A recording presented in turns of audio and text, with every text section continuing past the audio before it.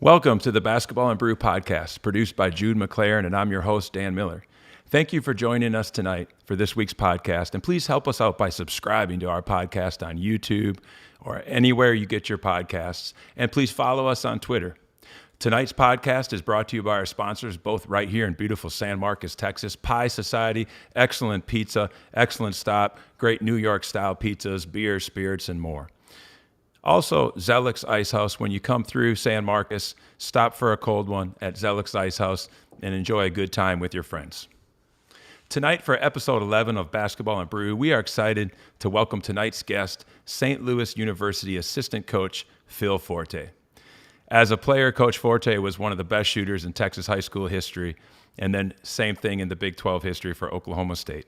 Coach played and won a state championship for Floward Mound Marcus right here in Texas, and then he's played 4 years for Oklahoma State, where he was three-time All-Big 12 honoree and became the school's all-time leading three-point shooter. And Coach Forte, I met Coach Forte at Sam Houston State, where he was an outstanding assistant coach for 2 years, and he's currently in his role as assistant coach at St. Louis University, and they have a heck of a team coming back next year. Coach Forte, thank you for coming on tonight to Basketball and Brew. Dan, thanks for having me. I appreciate it. I know you got I've had quite a crowded field on here before, so I'm excited to be able to join those guys that have been on before me, and looking forward to hanging out here a little bit. Absolutely, Coach. And, you know, I'm excited to talk about St. Louis basketball because you're one of the rare teams in Division I that's returning 5 starters, get a player back from injury. I know you're going to have a great team. You're also about to take a trip over to Spain and Italy and leaving here in a couple of days. But before we talk about that, Coach, I want to dive right into shooting. Living here in Texas, everyone knows Coach Phil Forte was a great shooter, not only in high school at Oklahoma State. And I know there's a lot of different things we want to discuss about shooting tonight, including your practice, your routines. But the first thing, just generally, Coach, what's the formula that made you such a great shooter? Well, first, I think as we talk about this a little more, there's going to be a lot of people that are probably bored with what I did. It's nothing crazy. It's not rocket science. It's, you get the right form and, you break that down, and from very Betty basic, your guide hand, your follow through, your elbow in, all of that, make sure you're not thumbing the ball or anything, no side spin, and your form's right. And then just a lot of reps. And that's what shooting is. And it just takes time to build that muscle memory over and over and over. It's not a month. It's not 6 months. It's not a year even. It's just every day for a long period of time. And for me, it kind of started in middle school. Like most young kids, I thumbed the ball because I just wasn't strong enough. I use a men's ball in 8th grade. You're on 10-foot hoop. And so I had a whole summer where I didn't even shoot a 3. And basically got the little pad. It's like a glove. It's a plastic pad. You shove it in there, and keeps your guide hand straight to where you can't flick the ball at all. So did that for about 2.5 months. Didn't even shoot a 3, just so my form would get right. And my shot got worse before got better. I'm playing AAU games over the summer, and I can't even shoot a 3. I was like, no, you can't. You're not allowed. And as a young kid, it's hard. That's the only thing you want to do when you run to the gym is run straight to the 3-point line. So I had to break that habit.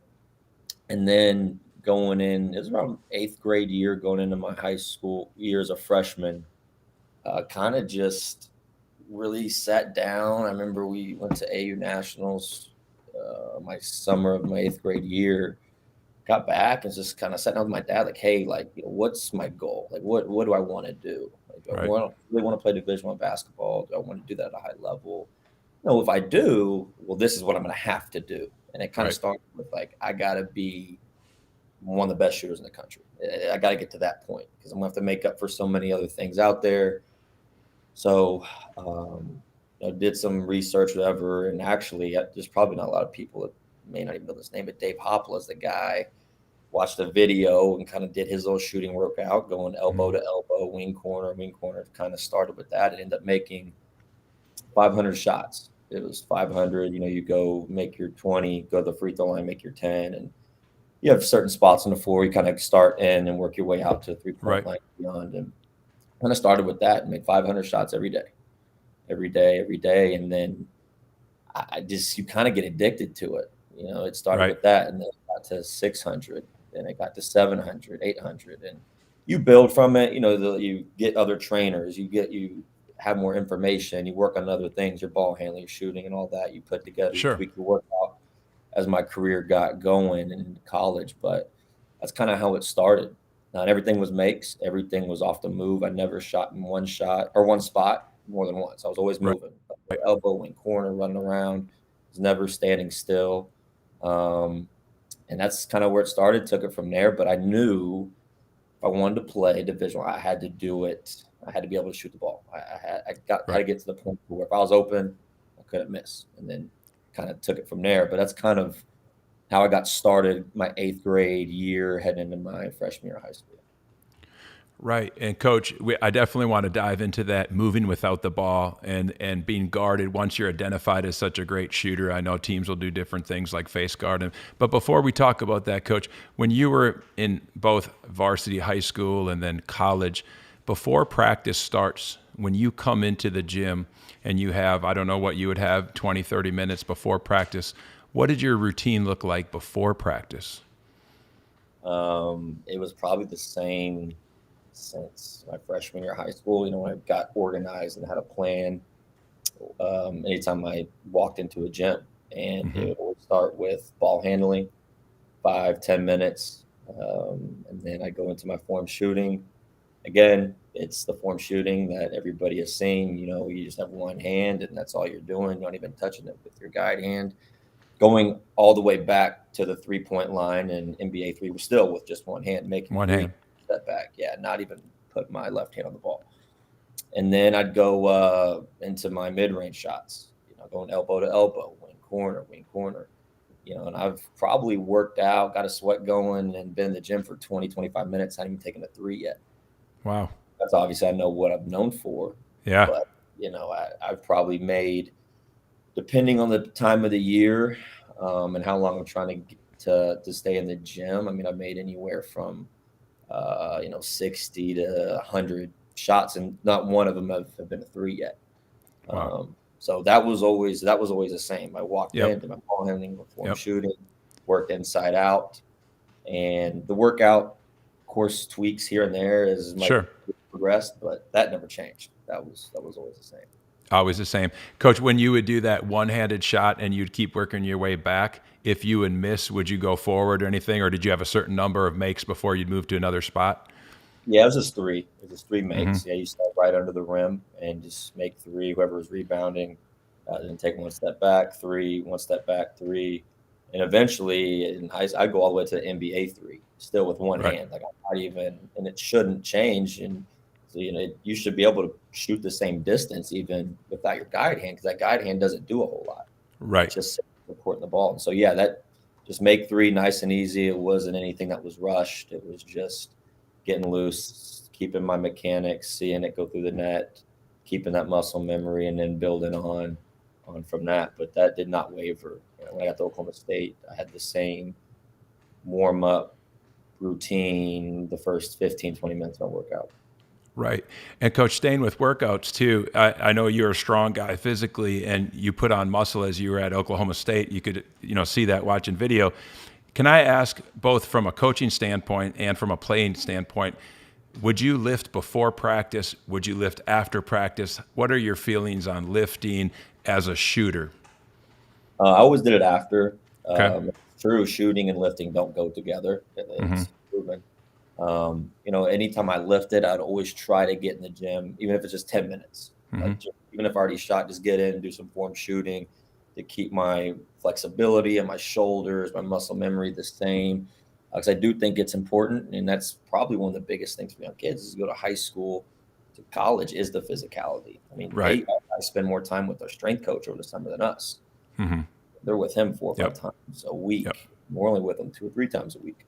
So that's probably one of the biggest differences. And so it is important, but you also have to keep that muscle memory and your form shooting, your flex. You can't get too bulky and broad where you can't lift your shoulders. And so Right. I would always try to lift after if possible.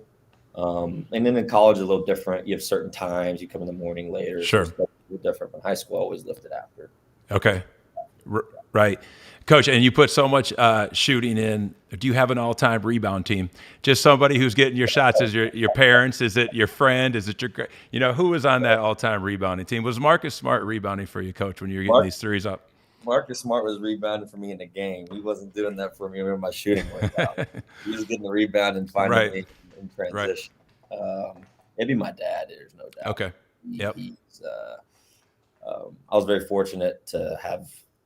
He was there every step of the way. It didn't matter if it was 6 a.m., 10 o'clock at night, Christmas Day. He rebounded for me anytime I asked. And he kind of started it. He played football at Kansas, so he kind of knew what it takes to get to that level. He didn't play basketball, but he knew, you got to kind of do a lot of things differently if you want to make it to that level. And he was great, rebounding, running around for me. And so, which helped me, I was in and out of the gym, cut my time in half when you have a rebounder.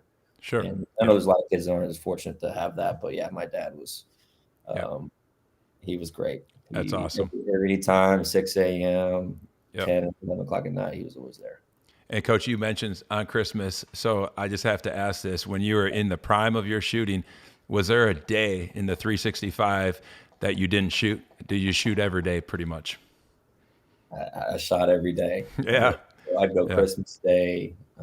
It didn't matter. I think for me, it just got to the point. It was such a habit. Right. And just like brushing your teeth. You wake up and this is what you do. You don't think about it like, do I shoot? Do I not? It was just, it's part of my routine. It's part of what I do every day. And if there was a time I did not shoot, mentally, I was out of whack. I was like, I got it. Even if it's like we're on the road in AAU tournaments, you go play your games, you're gone a week. You're not in the gym getting shots up. Mm-hmm. So even that would mess me up. I got to find a 25 fitness, just get in and shoot for 20, 30 minutes, at least mentally, to help me out. So it just got to the point. That's all I knew. And if I did, it was part of my routine every day. Yep. And so, I Christmas, birthday, it didn't matter. I was finding the gym. Middle school dance, I'd sneak into the back in the small gym and shoot. Yeah. Love it. Coach, so intrinsically motivated, is obviously what you had. How do you get your players now as a coach? Because not everyone's wired that same way. There's a lot of talented players who could be good shooters if they would probably put more work in or have that intrinsic motivation. How are you getting now on this end of it, guys to become better shooters? Yeah, I think one, I try to recruit to that. Sure. Coach Ford's kind of wired the same way. And I understand that there's probably not going to be many guys like me. I do get that. And, so the thing I try to do is maximize their time the most and get them to understand, okay, if you just give me 30, 40 minutes, let's make that 30, 40 minutes as productive as possible. Right. And, have a plan. You go in there, get in, get out, whether it's me, whoever, manager, GA, you're on the gun. Don't just go in there, shoot around, get some game shots and reps. Steph Curry had his camp this week, and there's a lot of stuff on Twitter going on about that. It's really good. And it talks about how he's sitting there, he's got a purpose, a plan, everything's moving, game shots. Every rep is at game speed, and he's only doing it for 40 minutes. He's not in there for 3 hours. You don't have to. When you're in there, be efficient, be productive, get in, get out. So I've tried to do that, and I think that's kind of my biggest message to my guys is be productive, be efficient. Right. And we've been fortunate. We got our guys are in the gym 24/7. Wow. And we've kind of created that culture here where our guys live in the gym. Whether it's 6 a.m., we got guys in there in between class late at night. So we're fortunate to have a good group that we don't have to beg to come in and work out. They do a good job of getting in there extra on themselves. Right. I love that, Coach. Back to as a player, when you were face guarded or teams just said, okay, on the scouting report, we are not letting Forte get a 3 off. Because, as a coach from our end, that nothing drives us crazy is when great shooters get open shots. Right. How did you deal with when teams would just face guard you, Coach? I think the first time it happened, why are they doing this to me? Marcus is the best player. Right. Right. And that's kind of when I think my training shifted a little bit. Okay. You get to the point where, okay, I got to be able to shoot. Shoot. You do this. And all of a sudden, good coaches, you get the high school varsity, like they scout. Some coaches are better than others, but like, okay, like, yeah, we're going to take away the strengths. It's kind of like, whoa, I got to find other ways to score. And so that's kind of what woke me up a little bit. Like, I got to work on my ball handling. Sure. I got to work on my explosiveness. I got to get my core stronger so I can get by my man. Then I didn't have to have a ton. I just needed enough. Yep. Just enough to where I could get to my spots, get a float or a pull up off a step back, because you had to come guard me 40 feet from the basket. Yes. So I just had to have enough to keep you honest, drive a closeout here or there. And that's kind of in high school, they started doing that. And then obviously you go repeat that whole process in college as you get older in your career. And it is difficult, especially when you're as a shooter, you put so much time into every game, your preparation, and it's like, man, I have to work my butt off to just get a shot off. Or I might have a game where I only get 3 attempts up, and I'm making 500 shots a day. Right. So you have those battles, but you have to watch the film. You have to understand. You have to be the smartest player on the floor. That was one thing I did a lot of in high school and in college was film. Every game, not just the opponent and who we're playing, how they're going to guard me, but like, reading screens and understanding that, I only need a split second to get that shot off, and, trying to find my space. And when I have it, I got to let it go. And I played for some coaches that let me take a lot of shots and did a good job of getting me open. Coach Henderson was great. Coach Ford, great. Coach Underwood. And so that helped. I had good coaches that understood how to help get me open. I had good players that understood where to get me the ball when I needed it. So that definitely helped. It's a process. It's like anything. We talked a little bit earlier before we got on, our kid Gibson Jimerson.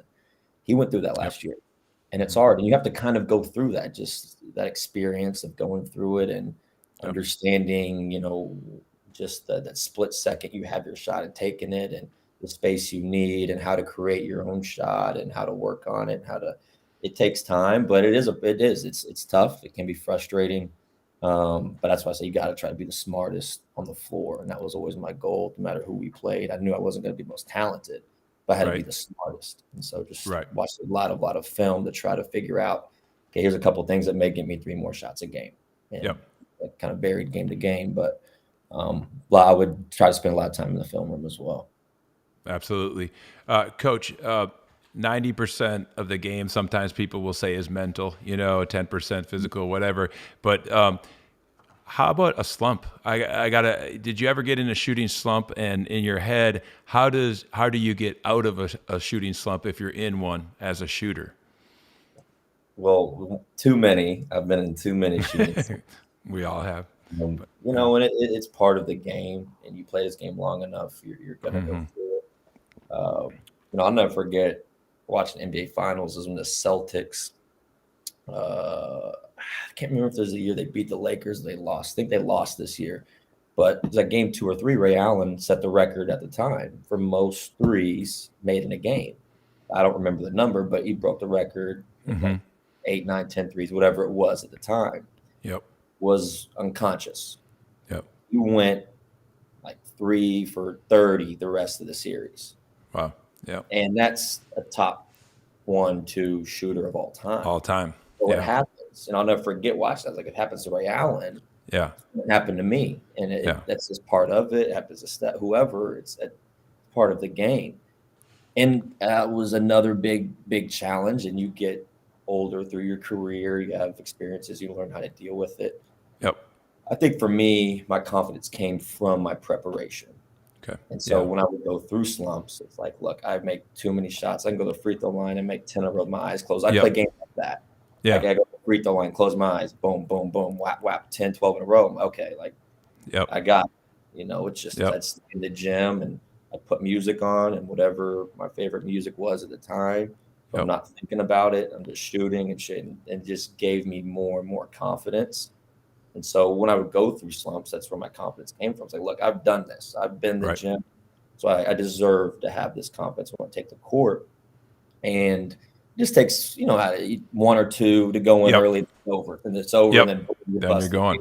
3 is a game. So that's kind of how I tried to handle it, especially as I got older. And the more times you go through those experiences, you learn from them.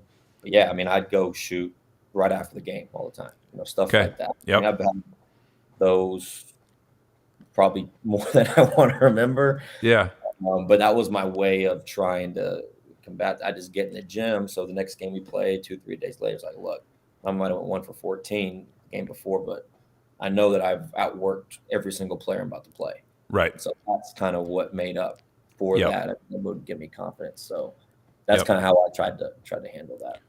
Coach, that makes perfect sense. And all players go into some type of slump, but you didn't stay in one very long. I watched most of your games, Coach. It wasn't too long. Coach, favorite shot? If what did you love to get in the game? Was it, first of all, drive and kick it out to you? Do you like that? Or coming off screens? I know you got your threes off the bounce. You got your threes every which way. What were some of your favorite shots, Coach, that you just, I need to get this shot in a game, feel good about it?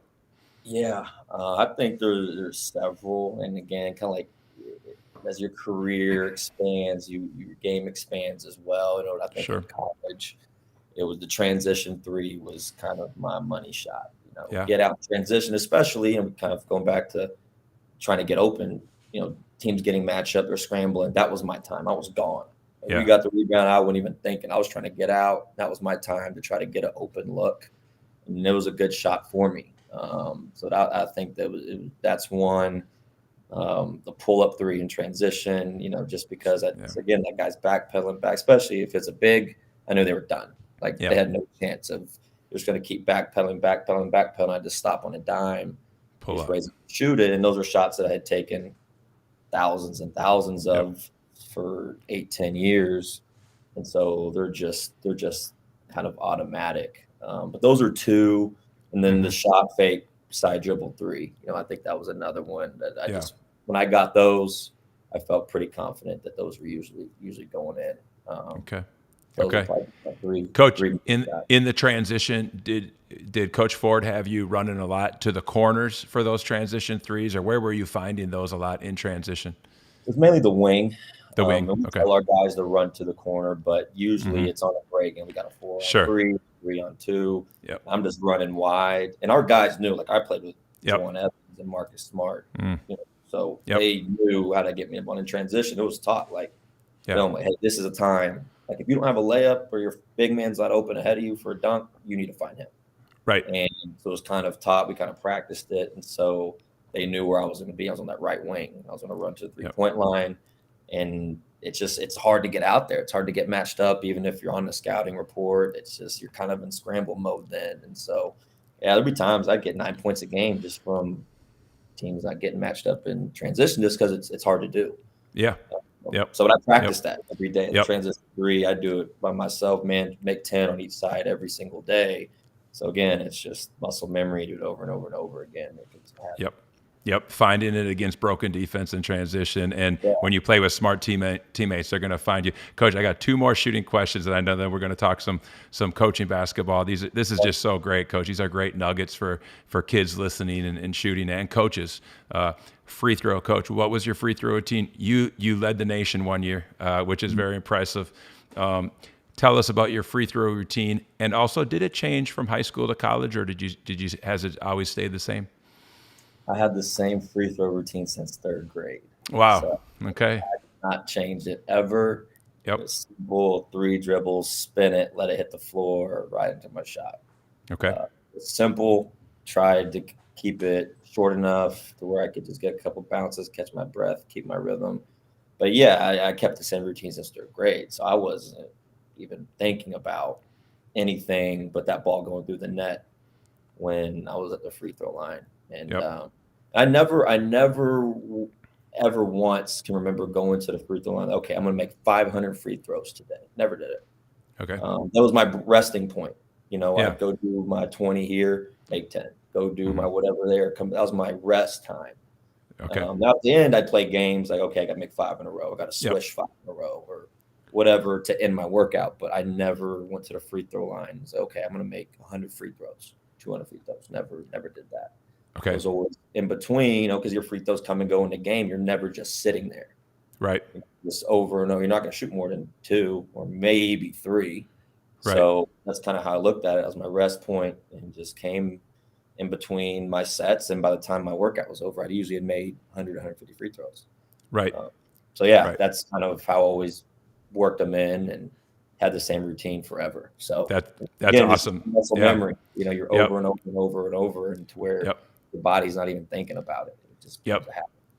And same routine since third grade. I love that. Coach, when you had the ball in your hands, if you're receiving a pick and roll, obviously, teams are going to do different things to you because you're a shooter. No one's smart would go under that. What did you like to see? And when would you raise up? If they would switch, would you drag the big man out and then splash a three? Or what did you like to see? Okay, they're going to do this. They're in trouble. Yeah, I think ice, if we tried to ice it, because we would teach them to twist it and get under that bottom leg, and I'd try to snake it to the middle. I mean, anything, if you were, hard hedge was always the most difficult for me to get a shot off of. One, I was smaller. And I still think to this day, when young players see bodies at the level of that screen, that's the hardest coverage. Right. One of the best point guards in the country. And when you're there, I'm not even a hard head, but that big man, if he can move good enough and he's at the level of that screen, he can at least see you there. Yes. You're going to put your head down for a split second. Yep. And so that would probably be the one that I struggled with the most. But if that big was late, it was over. Over. Pulling. When I was getting a ball screen, I was looking at where's the 5 man. Like I was never looking at my man ever. Right. That's okay. Him. That's what I wanted to add. Because if he's late, I'm shooting it. Yep. And then okay, maybe he is a little late and he tries to sprint, he lunges, and I try to run at his knee, draw a foul. Okay. Or something like that. Or maybe you try to split it. But that's what I was really looking at is where's the 5. If he's late, I got him one way or another, whether I'm shooting it or splitting it. But that was kind of my thought process when receiving a ball screen. I was trying to find the big where he was at. Love that. Coach, this is the last shooting question. Sorry. This is just too good. Coach, favorite shooting drill, maybe even for the coaches out there, for their teams, in high school, college, we love to sprinkle in shooting drills. Is there any one that stands out more than others or just one you want to share? Man, so I'll give you 2. Okay. One's kind of a drill that we do with our guys. It's for fun. And the other one's pretty simple, but they're both, you have a number. You keep track, you post it, you see everybody's score. And also individually, okay, this gives me a number to beat next time. I do think that stuff's important with kids. We can see a number and they can try to beat it. I do think that's important to try to incorporate that as much as possible. Yep. The first one is we do it at St. Louis, Coach Forte at Oklahoma State. It's called 5-minute shooting. We usually do it at the very end. Simple. You just can't shoot in the same spot more than once. You're around the arc, 3-point line, just going around the world, basically nothing but threes. And you have your 2-3 managers, 2 balls, however many, and you just go around the arc and back. And the first time you do it, your guys will they're tired by 2.5 minutes. Sure. You'd be surprised how it's late in the workouts, last thing, your arms are tired, your legs are tired. And it's just, you shoot when you're fatigued. And so that's why I always think it's good. Simple drill, but it's kind of become like the drill that our guys try to compete at. It's a simple 5-minute shooting, all threes. Just can't shoot in the same spot. Another one that our guys have liked, I got it from the Celtics. They call it baseball. It's not a crazy drill. But we do it here. You have the nine spots, which represent the 9 innings. And every make, if it hits the rim, is a hit on base. Okay. Every swish is a home run. Every time you miss is an out. So if I shoot the first one, rattles in, second one rattles in, that's 2 on base, run on first, second, no runs yet. Yep. I swish the third shot. Okay, well, that's 3. That's the home run and give me 3. So I got 3 points total. Yep.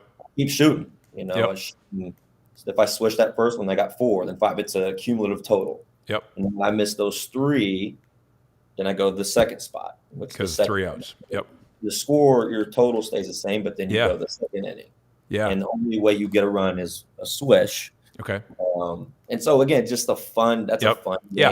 We usually do it at the end, but you keep it tally, like anything else. Right. And, right. It adds a little bit pressure. There's a little pressure to it, I think. And so that drill's been good to us. But those are just 2 kind of right. off. Those are good, Coach. And I love how both of them have a scoring system, Yeah. and then they can compete against each other because obviously that's a big part of it. Coach, fabulous stuff on shooting. Getting to a little bit more playing, and I want to talk St. Louis basketball because I'm really excited about your team next year, but just your days at Oklahoma State. How special was it after winning a state championship to go play with one of your best friends and obviously a great player and getting that time with Marcus Smart at Oklahoma State also? Yeah, no, I mean, it was probably the best part of me going there. Mm-hmm. And it kind of happened unexpectedly. We weren't really planning on doing it, to Yeah, be that's honest. what I was going to ask how that went, Coach. Yeah, we didn't talk about it. Both just kind of went on the visit and both liked it. And Marcus could go play anywhere. It didn't matter to him. But for me, I was like, they recruited me more than Yep. Marcus for our visit. Yep. And so for me, I'm like, well, that's a first. So sign me up. Right. And Coach Fordham did a great job, but we just had such a good bond. And like that's Marcus though. Like he didn't care about the North Carolina. He didn't care about that. He could have went. And Yep. we just wanted to play together. And it actually worked out being good for him. He got the ball in his hands. Sure. It was the point. It was a lot of pros for him that ended up working out. But playing with him since third grade, you just pick up on so much. Yeah. I'm really big. You get better when you play with better players. You do. Yeah. And sure. you go against him every day. You're gonna get better. Right. Right. So at the time, if you'd have told me like, yeah, you're playing against Defensive Player of the Year every day, like, NBA, yeah, 101, I'd have thought you were. But yeah, that's what I was going against. So when the game came, right. Even my freshman year at OSU, it didn't matter if we were playing Kansas or NC State. It's like I played against.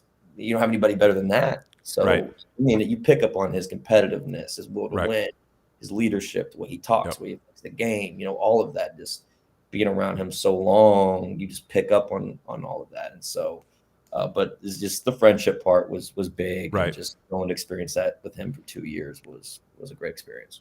A special coach. And I saw you were out there for his, the Celtics in the finals this year, supporting him and all the way through. And I know you guys have a special friendship. Just one more question quickly about him, Coach. Being a defensive player the year, was he always wired that way on defense? Just that toughness that we all see on TV. Has he always been like that? Since third grade. Wow. That's the one thing that's made him. That's been what's made him so great is the way he plays. Marcus has never had a bad practice. Wow. That's never. He steps in between those lines. Now, he may not make every shot. Yeah. He's going to play the hardest. His team's always going to win. He's going to talk the entire time. That's always been him. And that's what made him and why he's got a 4-year, $84 million contract right now. And it's not because he shoots it great or goes scores. Like he probably would not like that if he heard me say that. But like he's making the money just because he's a winner. Yeah. And he's going to win. He makes his team better. He does the things that most people don't want to do. And he affects the game in so many ways. I always say you don't know what he does for your team unless you coach him or you play with him. One of the two.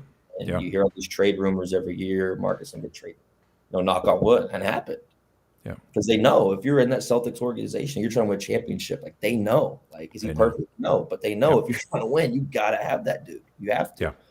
And he's always been wired like that. And it's what's made him. It's what makes him different and makes him special. Right. So. Right. Well, Coach, we won't go into. I'm from Wisconsin, so I'm a Milwaukee Bucks fan. I love Marcus Smart. By the way, I was there. Man, where are you really, man? There, yeah. That was he was incredible though. No, get nothing but respect. I always have for him and everything you said. That's so cool that you guys are friends, played together, won a ring in high school together. Coach, I got to ask you about the rivalry with Oklahoma when you played at Oklahoma State. What is that like? Two big schools in the same state played each other. You're probably involved in 8+ games against them. What is that rivalry like? Yeah, too, it goes back to when we were recruited. It was really between Oklahoma State and OU for where me and Marcus were going to go play. And so that ties it back even further. But then I was there 5 years, and I was in college for 5 years. And so, which doesn't happen a whole lot nowadays. The transfer portal and the way the game is, or going to the league or wherever, trying to make money. That rivalry will change you if you're there for 5 years. Right. Heck yeah. So yeah, and they had some really good teams when I was there. That one year they went to the Final Four. Coach Kruger did a great job. They had some really, really good teams. A couple of those guys I knew, even coming in my class, AAU and stuff. Yep. So yeah, I was not a big Oklahoma fan, to say the least. And even now, when I watch it could be swimming. If I'm cheering against OU with Yeah. swimming, gymnastics, or whatever. But some really good battles with them. And in my last year, we ended up sweeping them for Right. time in like 10 years. It Yep. just hadn't happened. And so that was a good way to go out. Absolutely. For sure. Just it kind of tied up all those games. Like you said, played them 10 times or so. Yep. Yeah. But yeah, not a big Sooner fan to say the least. Sure. I mean, you're both in the same conference in the same state, and it's fun. I love college basketball, coach. And speaking of college basketball, now you're coaching it with your head coach at Oklahoma State. What's that been like, coaching with Coach Ford again? I know you were there first, I believe, as a GA, and then I knew you at Sam Houston, and now you've returned as a coach. How's everything going there at St. Louis, and then being back with Coach Ford? It's been great. It makes the transition easy. When I've known Coach now for 10 years, Wow. dating back from when he recruited me and played for him. And so it is unique, especially I show up to the office every day, and I don't, that's just it's Coach Ford. He's almost been like a second dad to me. He really has. Sure. Just basketball, That's other awesome. things he's gone through in my life. His wife, his kids, his parents. We're all one big family, and it's been special because I know it's not like that everywhere. So it's been an easy transition.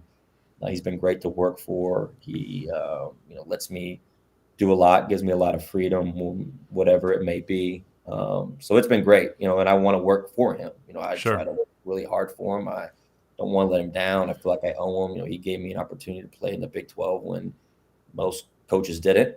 And he believed in me when I didn't, and probably had more confidence in me than I ever did in myself. So I feel like I've always owed him anyway. So to come back and work for him as an assistant has been very special, for sure. That's really cool, Coach. And I know you guys have a great team returning. Before we just talk a little bit about your team coming back next year, Coach, can you tell us about the trip, what you guys are getting ready to do, and also just kind of how that works? Because not everyone's aware that college basketball teams will go overseas and play it. And I know you got to play in one when you were at Oklahoma State, go overseas and play also. Yeah, no, it's a great experience. To get over there. I know this is the only way I've been overseas was when I played for Coach Ford, and we went now with our guys coming up. So you can go see a lot of things that normally you wouldn't. Once every 4 years, the NCAA will let you go overseas and take these foreign trips. And the best thing that you get out of it is 10 additional days of practice. Right. So you get your real practices, you get more hours on the floor, because in the summer, we're only getting 4 a week. The other 4 go to our strength coach. So you're very limited. So you get another 2.5 weeks with your guys. You get more time with them on the floor. You can put a few things in. So you get to get a little bit ahead. That's really the main thing you get out of it. The games are kind of hit or miss. Like you see some scores, like Auburn won by 40 the other day, and then I think they lost it. Like the games are hit or miss. Some teams are better than others. You don't really know. Yep. And then you get the experience, the camaraderie. Your whole guy, your team goes over there. You get to be around each other for 10 days. Nobody else. Our travel party's just us. It's just us that are going and be around each other. And that's really, I think, the best thing that we'll get out of it is just being around each other, go experience some things that probably only be the only time in our life any of us get to do them. So yeah, we go there Friday. We'll go to Madrid, Rome, and Florence, and play 3 games. Wow. Head out there Friday. That'd be a long trip, but we're excited. I love that in the team bonding. Coach, I think we should have did this live in Florence, on set, and I could have came out there also and did the broadcast. But no, Coach, I'm excited for you guys. And yeah, you can't beat that team bonding and those 10 extra practices. Coach, you have a really good conference, the A-10. What makes you guys the buzz? And I know you don't want to talk predictions, but I've seen a lot of people talking you guys up a top 25 type team, and there's a lot of hype around this St. Louis team. And I know you guys are in the moment, but just what makes this team a special team coming back, Coach? I think this group is very experienced, and it's not necessarily even the transfers. Yeah, we got two that Hmm. will help, but 4, 5 of these guys have played together for 3, 4 years, Right. which is special and is and even harder to do now with the way the transfer portal works and everything. And so that's why I think we'll be really good is because these guys have played together for a while. Right. And a lot of them came in high school. They like Yuri, Gibson, Fred, TJ. We got 5 guys that have came in as high school kids, Hmm. and they've been here, so they have the sweat equity. Yep. They understand what it means to go play at Dayton and at VCU and go to the NCAA tournament is at St. Louis. It Yeah. means something. Yep. And so that's why I think, we'll have a good year this year is because of, those core guys returning when, yeah, they had options to leave, was professionally or other places. And so them deciding to come back and try to do something special that maybe we haven't done in a while is I think why we'll have a chance to make a run at it this year. And we had a couple of new guys that will help us for sure. And we have great kids. They love being in the gym. They want to work. We had some Right. injuries last year. We get to stay healthy, take it kind of one day at a time, get lost in the moment and just getting better. I think that we'll have a chance to make some noise this year. Yep, absolutely, Coach. I'm really excited to watch them. Coach, being in your conference now and considered a mid-major, and then playing at a high major, all college basketball is great, Coach.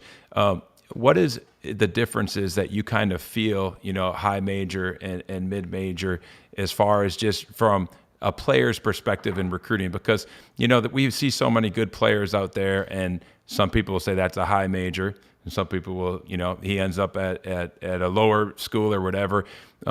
Do you think there is a big gap after playing in the Big 12 and then coaching in the Atlantic 10? I really don't.